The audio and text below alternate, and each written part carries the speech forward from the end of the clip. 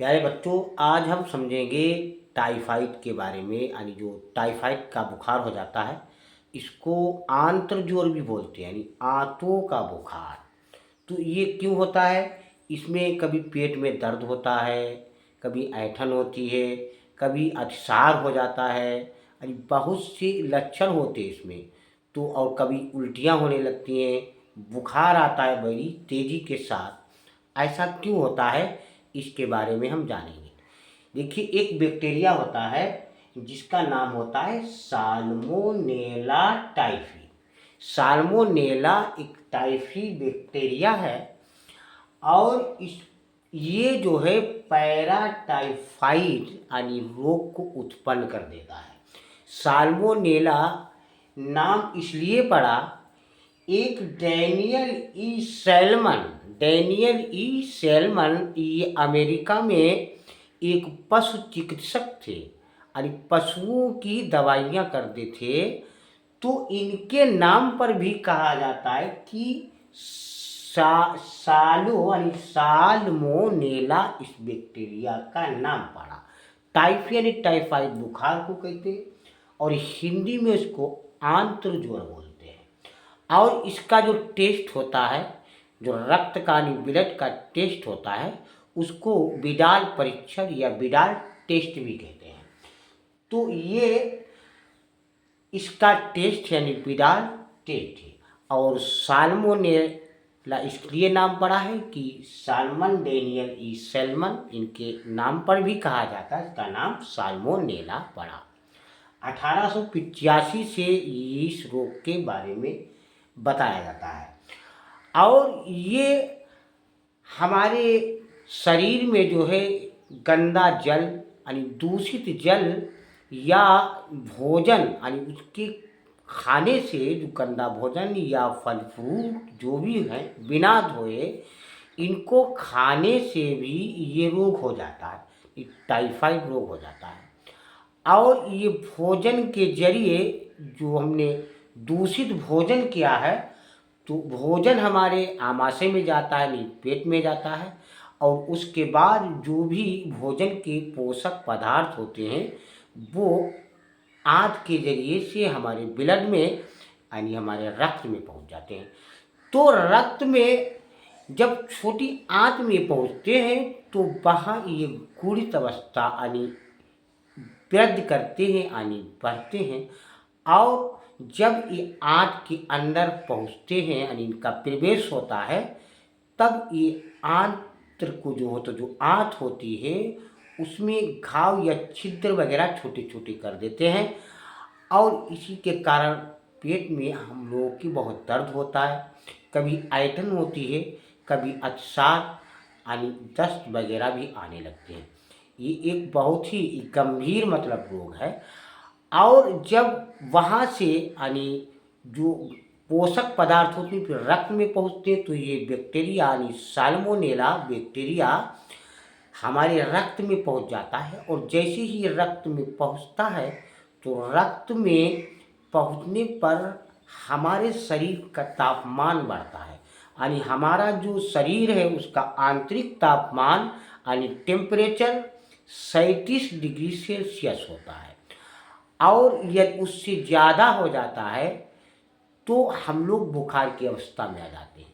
तो जब साल्मोनेला हमारे रक्त में प्रवेश करता है, तो 37 डिग्री सेल्सियस के बजाय इसका टेम्परेचर 38 या 40 हो जाता है। तो टाइफाइड बुखार यानी जब टेम्परेचर बढ़ता है तो बुखार बढ़ता है। और उसके बाद ये हमारा शरीर का जो अंग, जैसे तिल्ली जिसको स्प्लीन बोलते हैं, और यकृत जिसको लीवर बोलते हैं, जिसको जिगर बोलते हैं, वह उस अंग को भी बहुत प्रभावित करता है, उसके ऊपर प्रभाव डालता है। तो आंत्र के अंदर यानी आँख में जब पहुँचता है, तो दस्त वगैरह या दर्द वगैरह होते हैं। और जब ये रक्त के अंदर पहुँचता है, तो टेम्परेचर हाई होता है, तो बुखार हो जाता है। और जब लीवर में यानी इनकी संख्या बढ़ती है, तो लीवर को प्रभावित करते हैं, तो लीवर का आकार बढ़ता है।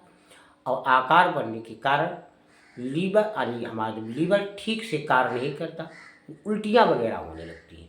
तो टाइफाइड में दर्द भी होता है, ऐंठन भी होती है और बुखार भी आता है और उल्टियाँ भी होने लगती हैं कभी। ये दूसरी तरह इतना संक्रमित प्रकार का भी एक रोग होता है। जैसे कोई किसी को टाइफाइड है तो उसके मल में भी ये टाइफाइड यानी बैक्टीरिया पाए जाते हैं।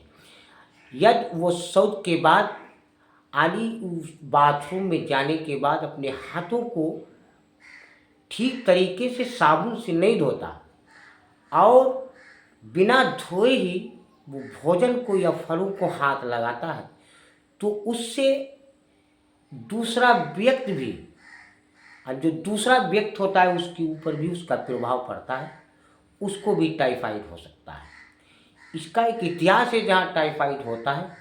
तो एक मैरी मेलन जो आयरलैंड में जिनका जन्म हुआ था और उनकी माता जो थी जब गर्भावस्था में थी तो वो संक्रमित हो गई थी किसी कारण। तो जो मेरी मैलन थी तो वो जन्म से ही इस रोग को यानी टाइफाइड को लेकर के आई थी। तो उन्होंने कई दिनों तक रसोई घर में कार्य किया और इस टाइफाइड के लक्षण जल्दी नहीं पता चलते। किसी किसी में टाइफाइड होता है लेकिन उसमें लक्षण प्रदर्शित नहीं होते हैं और वो कई लोगों को संक्रमित कर देते हैं। तो मेरी मैलन भी आयरलैंड से फिर जब अमेरिका गई थी तो वहाँ भी कम से कम 25-26 लोगों को टाइफाइड हो गया था। और जब ये रसोई घर में काम करती थी, इनसे कोई पूछता था कि आपको टाइफाइड है, तो ये कहती थी कि हमको टाइफाइड नहीं है, क्योंकि लक्षण ही नहीं आए थे। तो इसके लक्षण जो होते हैं वो 7-8 दिनों के बाद प्रदर्शित होते हैं, फिर उसके बाद बुखार वगैरह आ सकता है। तो ये विकसित देशों में कम होता है और विकासशील देशों में ज़्यादा होता है, क्योंकि विकसित देश विकसित हो चुके हैं, यानी प्राकृतिक जितनी चीज़ें हैं उनका पूर्ण रूप से उन्होंने उपयोग कर लिया है। और जो विकासशील देश होते हैं वो तो अभी विकासशील में है, यानी उसका विकास चल रहा है, तो वहाँ स्वच्छता का प्रबंध अच्छी तरीके से नहीं होता। तो उन देशों में यानी विकासशील देशों में, एशिया में के देशों में यानी एशिया के दक्षिण के देशों में यह अधिक पाया जाता है। और इसकी रोकथाम के लिए जो है स्वच्छ जल और साफ स्वच्छ भोजन करना चाहिए। और ये विश्व भर में एक प्रति वर्ष यानी हर वर्ष ये विश्व भर में यानी पूरे विश्व में इस रोग से ग्रसित व्यक्तियों की कम से कम 6 लाख व्यक्ति इसी रोग से मृत्यु को पहुंच जाते हैं, यानी उनकी मृत्यु हो जाती है।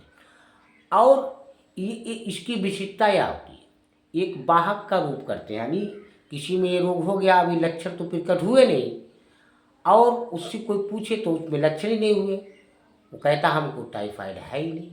तो किसी किसी में ऐसा होता है कि जो प्रतिरोधक क्षमता होती है और जो रोग जनक की क्षमता तो उनमें शाम हो जाता है, यानी बैलेंसी आ जाती है, तो जल्दी जल्दी लक्षण प्रदर्शित नहीं होते हैं। तो मैन आता है कि किस बैक्टीरिया से टाइफाइड हो जाता है, तो साल्मोनेला टाइफी नामक एक बैक्टीरिया होता है। ये डंडा के आकार का होता है और इसी से आंत्रज्वर या टाइफाइड रोग हो जाता है और इसके टेस्ट को विडाल टेस्ट कहते हैं। और इसका नाम हमने आपको बताया डेनियन सैल्मन के नाम पर भी पड़ा। टाइफाइड तो बुखार को कहते हैं और सैल्मन से साल्मोनेला टाइफाइड हो गया। रोकथाम के लिए सरकार भी मतलब स्वच्छ जल का प्रबंध करती है, जगह जगह मतलब कहती आरओ लगाओ या हैंड पंप लगवाती है कि स्वच्छ से स्वच्छ जल लोग पिएं, क्योंकि जल के माध्यम से और भोजन के यानी जो दूषित भोजन होता है उसके माध्यम से भी ये रोग हो जाता है। बच्चों आप लोग मेरे लिए लाइक और सब्सक्राइब जरूर कीजिए। हम कल फिर मिलेंगे।